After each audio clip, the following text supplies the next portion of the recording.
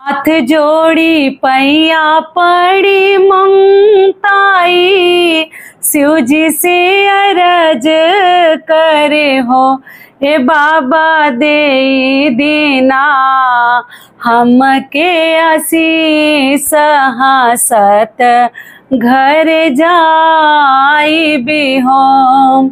सिंदूरा से मंगिया सजल रहे, बिंदिया से लीला रानू हो, ए बाबा दे दीना गोदी में बलकावा, हंसत घर जाई भी हो। नमस्कार दोस्तों, मैं हूं ममता तिवारी और आप सभी का स्वागत करती हूं मेरे चैनल ममताज वे में। कैसे हैं आप सब? तो ये बताने के लिए कमेंट बॉक्स में हर हर महादेव हमेशा की तरह जरूर लिखे।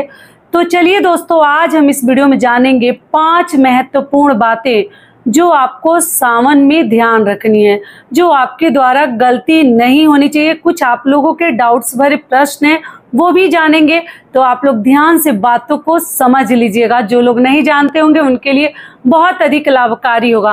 तो चलिए वीडियो को शुरू करते हैं। इससे पहले दोस्तों, अगर आपको मेरा वीडियो पसंद आता है तो प्लीज आप मेरे चैनल को सब्सक्राइब कर दीजिएगा, बेल आइकन को प्रेस कर दीजिएगा, जिससे कि मेरे वीडियो के नए नोटिफिकेशन आप सभी के पास सबसे पहले पहुंचे। तो चलिए शुरू करते हैं और सभी महत्वपूर्ण बातें जान लेते हैं। तो सबसे पहले दोस्तों आपको बता दूं, जैसा कि आप लोग को मालूम ही है कि सावन का पावन और पवित्र महीना चल रहा है। इसके लिए कई वीडियोज डाल चुकी हूँ। जिस वीडियो के लिए आप लोग डिमांड किए थे, हर प्रकार के वीडियो चैनल पे डाल चुकी हूँ। आप लोग पूछे हैं कि दीदी रुद्राभिषेक के लिए मैं बताई थी, रुद्र बनाकर अभिषेक करने के लिए कुछ लोगों का प्रश्न है कि रुद्र क्या होता है, रुद्राभिषेक क्या होता है। तो देखिए, मेरे चैनल पे वीडियो है, मैं आटा से बनाकर समझाई हूँ। अगर आप लोग चाहें तो उसको देख लीजिएगा। अगर मिट्टी मिल जाएगा तो कोशिश करूंगी कि आप लोगों के साथ वीडियो शेयर करूं। तो आप लोग मेरे नाम से सर्च कीजिएगा रुद्राभिषेक के लिए, तो जरूर वीडियो मिल जाएगा। ये क्लियर हो गया। चलिए अब हमारे जो नियम है वो जान लेते हैं। तो सबसे पहले आपको ध्यान रखनी है, सावन के महीने में मैं एक वीडियो बनाई थी बहुत पहले, और वो वीडियो मेरा बहुत अधिक लोगों ने पसंद किया था उस वीडियो को। ऐसे तो अभी यूट्यूब पे मतलब वो टॉपिक और वो नियम सभी लोग बता दिए हैं, लेकिन हमारे माँ लोगों के जमाने के वो नियम थे जो मैं वीडियो शेयर की थी। आप लोग जाकर देखिएगा, पति को ऊंचाई पे पहुंचाने के लिए क्या नियम विधि है। वो वीडियो जब डाली थी, मतलब लोगों ने बहुत अधिक तारीफ किया था कि पुराने जमाने के जो नियम है। तो मैं उसी में बताई थी कि हमें मतलब किसी भी प्रकार के जब हम भोजन बनाते हैं तो उसमें हल्दी हमें जरूर डालनी चाहिए। बिना हल्दी का हमें भोजन नहीं बनानी चाहिए, ठीक है। वो साग बनाए या वो पोहा बनाए या कुछ भी आप बनाते हैं, थोड़ा सा हल्दी तो हमें जरूर डालनी है। यहाँ तक कि देखिए, जो लोग जैसे भरता भी बनाते हैं ना, नियम कर देते हैं, क्योंकि हल्दी को शुभता का प्रतीक माना गया है। अब बहुत मतलब बुरे दिनों में हल्दी हमारे भोजन से मतलब हटा दिया जाता है, नहीं डाला जाता है, इसलिए हल्दी को शुभ मानते हैं। तो कुछ बहनें पूछेंगे दीदी जब फलाहार बनाते हैं तो आप बोलिए कि हल्दी डालते हैं, तो क्या फलाहार में सावन में जब हम बनाते हैं उसमें हल्दी डालें? तो जी नहीं, फलाहार का एक अलग ही नियम है, उसमें आप नहीं भी डालिएगा तो आपके ऊपर दोष नहीं लगेगा, क्योंकि हल्दी फलाहार में नहीं खाते हैं। इस बात का ध्यान रखिएगा। तो सोचिए कि ये चीज आपको बता दूं, तो किसी भी प्रकार का फलाहार बनाते हैं वो ठीक है, सफेद ही है, कोई बात नहीं, लेकिन आप उसमें हल्दी मत डालिएगा। ये क्लियर हो गया। और दूसरा नियम क्या है कि सावन के महीने में इतना पावन और पवित्र महीना चल रहा है शिव जी का, आप लोग को मालूम है, जिसको पुनीत का भी महीना कहा जाता है, बहुत ही पवित्र महीना है। तो इसमें कोशिश करें, जो भी पति पत्नी हो मतलब बर्दाश्त करनी चाहिए, दोनों तरफ से होनी चाहिए। मैं एक ही आदमी के लिए नहीं बोलूंगी। कभी अपने घर में कलह कलेश ना करें, करनी तो हमेशा नहीं चाहिए, लेकिन कोशिश कीजिएगा किसी भी बात को लेकर बात बढ़ाने से अच्छा है कि मतलब उसका समाधान निकाला जाए, थोड़ा सह लिया जाए। दोनों में से किसी एक को तो सहना ही पड़ेगा, तभी जाके झगड़ा जो है खत्म होगा। तो लड़ाई झगड़ा कलह कलेश पति पत्नी ही नहीं, आस पास के लोगों से भी ना करें, इस बात का ध्यान रखिएगा, ठीक है। तो ये हो गया हमारा दूसरा नियम। तीसरा नियम क्या है कि आप लोगों ने कहा है कि दीदी कोई अगर प्रसाद देता है तो क्या हमें लेनी चाहिए?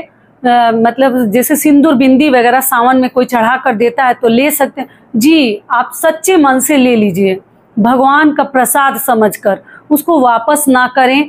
और वो खाने वाला जो प्रसाद है ना, जैसे शिवलिंग के ऊपर का, शिवालय का, घर का नहीं, घर का आप लोग खा सकते हैं, लेकिन शिवालय का चढ़ा हुआ प्रसाद हमें कोशिश करनी चाहिए कि हमें नहीं खानी चाहिए, ठीक है ना, अपने घर परिवार के लोगों को देनी चाहिए। लेकिन अगर मंदिर का चढ़ा हुआ प्रसाद आपको पुजारी दे देते हैं या कोई सिंदूर बिंदी दे देता है तो आप लोग इस्तेमाल कर सकती हैं और खा सकती हैं, ये हो गया। लेकिन मान लीजिए आप लोग पूछें दीदी जैसे पीरियड में क्या प्रसाद खा, जी नहीं, जब तक कि आप बाल नहीं धो लेते, 3 दिन नहीं हो जाता, आपको प्रसाद का भी सेवन नहीं करनी चाहिए। केवल सावन के लिए नहीं बता रही हूँ, किसी भी प्रकार का प्रसाद आपको अगर मिलता है तो मत खाइएगा, प्रणाम कर लीजिएगा कि प्रसाद का अपमान ना हो, इस बात का ध्यान रखिएगा, ठीक है। और अगला कार्य क्या है कि मान लीजिए बहुत सारे लोग बाबा धाम, बोलबम, भगवान का दर्शन करने के लिए इधर जो भी मतलब तीर्थ स्थल है लोग जाते हैं या कहीं और भी आप जाते हैं, वहाँ से जब प्रसाद लाते हैं और अपने आसपास अगर आप लोगों को बांटते हैं या आपके घर तीज आता है, जैसे नई नवेली बहुओं का, लड़कियों का, बेटियों का अगर तीज आता है, आप लोग को मालूम होगा क्या क्या आता है उसमें, मिठाई वगैरह आता है, तो आसपास के लोगों को हम बांटते हैं। तो जो बहुत अधिक खास है ना, जैसे बहुत ऐसा नहीं कि पूरे मोहल्ला बांटना है तो आपको देनी है, लेकिन अपने रिलेटिव में अगर आप दे रहे हैं या 2-4 पड़ोसी जो आपके बिल्कुल नज़दीक हैं या बाबा धाम का ही प्रसाद हो, तो ध्यान रखिएगा प्रसाद के साथ आप सिंदूर भी जरूर लोगों को दीजिएगा। कुछ लोग ये चीज़ नहीं जानते हैं, केवल प्रसाद जो है पेपर में लपेटकर और लोगों को दे देते हैं, जो कि हमें इस बात का ध्यान रखनी चाहिए। पेपर में पुड़िया बनाकर वहाँ से सिंदूर का पैकेट आप जरूर लाइए, छोटा छोटा पुड़िया बनाकर, और जितने 2-4-10 घर हैं उसमें सिंदूर करके ही देनी चाहिए, ऐसे खाली प्रसाद नहीं देनी चाहिए। जब पूरे गांव में बांटना हो, पूरे मोहल्ले में बांटना हो, तब आप मत दीजिएगा। लेकिन अगर कोई आपका बहुत खास रिलेटिव्स है, तीज वगैरह का मतलब वो बायना जिसको बोलते हैं, अगर देना है तो सिंदूर बिंदी के साथ ही दीजिएगा, इस बात का ध्यान रखिएगा। बहुत सारे लोग तो जानते होंगे लेकिन कुछ लोग नहीं भी जानते हैं, इसलिए ये चीज़ सोची कि आपको सावन में ही बता दूं। और कोई भी आपको सिंदूर बिंदी देता है तो आप लोग जरूर इस्तेमाल कीजिएगा, या किसी को ले दे भी सकते हैं, कोई दिक्कत नहीं है। और अगला नियम क्या है कि देखिए, पति को प्रणाम करने के लिए तो मैं बता ही हूँ कि आप मतलब प्रत्येक सोमवार व्रत के दिन जरूर करनी है अगर पास में आपके पति हैं तो। और साथ में जो लोग मतलब जॉइंट फैमिली में रह रहे हैं, जैसे सास ससुर और भी जेठानी ननद वगैरह बड़ी आपसे हैं, तो उस दिन व्रत में देखिए सबको प्रणाम करनी चाहिए। लेकिन कुछ बहनें हैं कि बोलती हैं दीदी मुंह से नहीं बोलते हैं तो मन नहीं होता, तो झगड़ा किए हैं तो नहीं करने का दिल करता। तो देखिए सब एक तरफ कर दीजिएगा। और व्रत त्योहार में जब मंदिर से आती हैं या पूजा करके उठती हैं तो व्रत के दिन मतलब झगड़ा लड़ाई आपस का जो तो उसको अलग रख दीजिए, लेकिन अपना जो कर्तव्य है ना हमें सही करनी है। तो आप जरूर आपके आसपास जो मतलब घर परिवार में जो भी आपसे बड़े हैं, सावन के महीने में सोमवार का अगर व्रत रखिए तो जरूर प्रणाम कीजिएगा, ठीक है। आप लोग कहती हैं दीदी मन बिल्कुल नहीं करता है, तो ठीक है, मन को थोड़ा मना लीजिएगा लेकिन कर लीजिएगा, ये हो गया। और अगला नियम क्या है कि आप लोग देखिए जल वगैरह तो मैं बोली थी कि पीकर भी अभिषेक कर सकते हैं, क्योंकि एक महाशिवरात्रि जो एक दिन का रहता है तो उसमें जैसे हम नहीं पीते हैं, डायरेक्ट जाकर अभिषेक करते हैं। लेकिन इसमें जो है ना आप लोग मेडिसिन भी ले सकते हैं। बहुत सारे लोगों का प्रश्न आ रहा है कि जैसे व्रत के दौरान ये मतलब हमको बीमारी है, ये प्रॉब्लम है, तो क्या मेडिसिन ले सकते हैं? बिल्कुल, फलाहारी व्रत में आप मेडिसिन ले सकते हैं, एकदम निश्चिंत रहिएगा, किसी भी प्रकार का आप लोग चिंता मत कीजिएगा। और कुछ बहनें पूछी हैं कि जैसे कि हम व्रत रखे हैं दीदी और रात को भोजन करना चाहते हैं तो क्या हम दूध रोटी खा सकते हैं? जी बिल्कुल खा सकती हैं, आप दूध रोटी खा सकती हैं, आप हलवा खा सकती हैं, सेवई पूड़ी खा सकती हैं। आप 16 सोमवार का व्रत रखिए तो भी शाम को एक समय आप लोग खा सकती हैं। और आप चाहें तो जैसे जो 1 महीने का सावन का व्रत रखे हैं वो भी खा सकती हैं। और जो प्रत्येक सोमवार के दिन व्रत रखी हैं, अगर नहीं रहा जाता तो शाम को मीठा भोजन भी कर सकती हैं।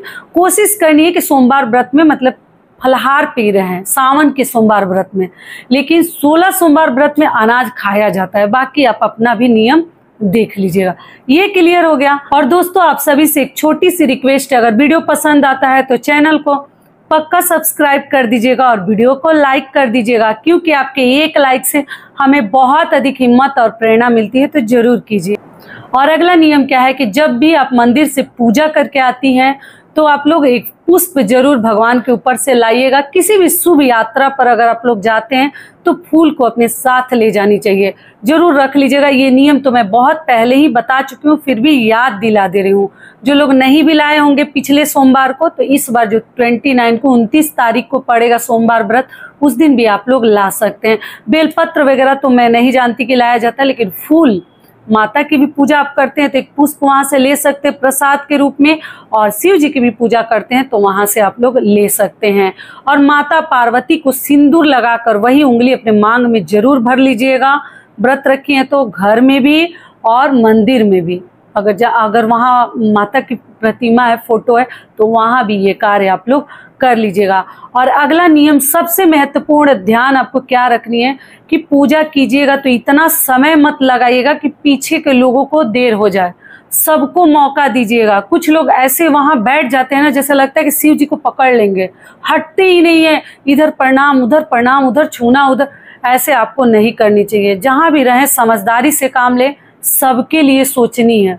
व्रत का तभी आपको पूर्ण फल मिलेगा, लाभ पूरा मिलेगा, जब सबके लिए सोचिएगा। बहुत सारे जेंट्स लाइन में लगे रहते हैं, ऑफिस का देर हो रहा है, और महिलाएं जो है ना, शिव जी को लगता है कि एकदम छोड़ेंगी ही नहीं, पकड़ ही लेंगी, तो ऐसा आपको नहीं करनी चाहिए। अगर आपकी वजह से कोई भक्त जो बिना पूजा का चले जाते हैं, जिनका देर होगा तो चले ही जाएंगे, तो उसका दोष आप ही को लगेगा।